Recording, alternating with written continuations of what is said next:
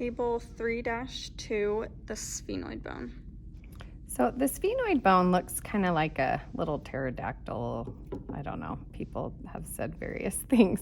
So I'm going to show you, we're going to turn it this way to start. So we're looking in the inside of the skull. This is anterior, this is posterior. We're looking at a superior view, which would be very similar. This is the bone separated. It would look just like this. So I'm going to set this in here so we can kind of compare what we're looking at here.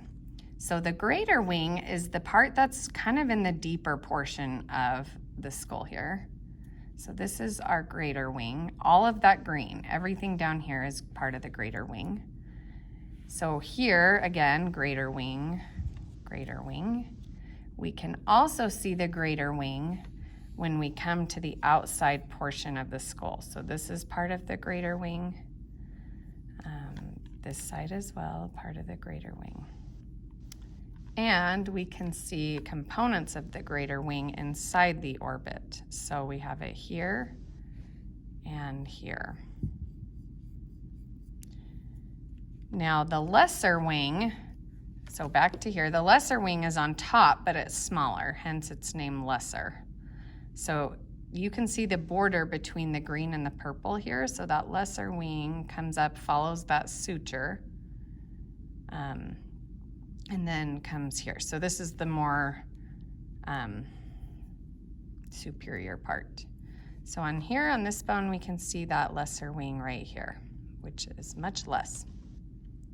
Then the Cela Turcica, which means Turkish saddle, is this little saddle right in here. So we have it here and we have it here. The sphenoid sinus sits right under it, but from the brain, this is where the pituitary gland sits. That's why it's very round and pocketed.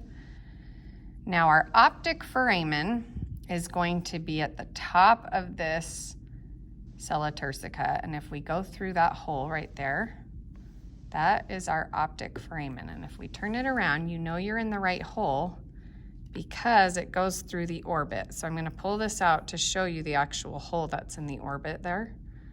That is our optic foramen. And that is where our optic nerve goes through, so we can see. Our foramen ovale is going to be more oval shaped here and here. And I'm going to actually pull out a different skull so we can kind of see and compare some different holes and how they don't all look the same. And so the pictures you're going to see don't all look the same. But here's our foramen ovale. So you can see how very oval it is in this skull compared to that other one I just showed you.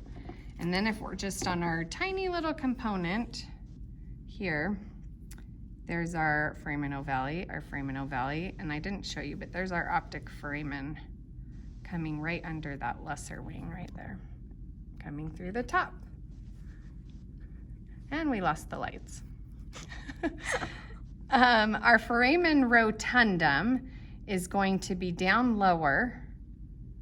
So in the greater wing, we have a very round hole right there. That's our foramen rotundum. So let me show you in reference to the color skull. So here was our optic foramen. If we go down here, that's our foramen rotundum. And then I'll show you on this skull. So here was our optic foramen and our foramen rotundum. And then our foramen spinosum is back by the foramen ovale. So here's our foramen ovale, and just posterior to that is that tiny little hole, foramen spinosum. So on our partial guy, here we had ovale and spinosum. Spinosum's almost in that suture where it's gonna meet up with the temporal bone. And then this guy, you actually can't see him, but you can see some crevices that are trying to be the foramen spinosum. So there they are. Now the foramen lacerum is going to be on either side of the Cela Turcica, and it's pretty much the biggest hole that we're looking at in the sphenoid bone. And actually the foramen lacerum is formed not just by the sphenoid bone, but if you see, it has parts of the temporal bone here, and it also has parts of the occipital bone. So there are three bones that really truly make up this hole, and this hole doesn't exist when these bones are apart. So here, this, you can see part of that curve that makes up the hole for the foramen lacerum, but it's not a complete hole unless we have the bones joined together.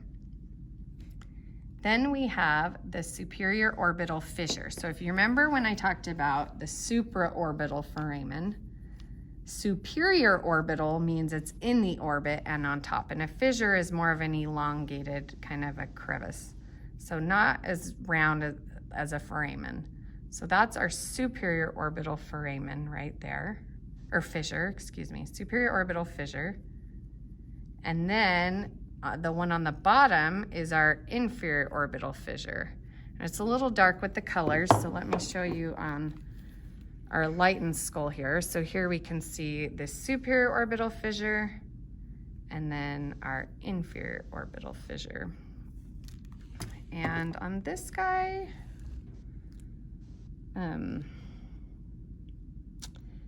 you can kind of see the superior orbital fissure going right there.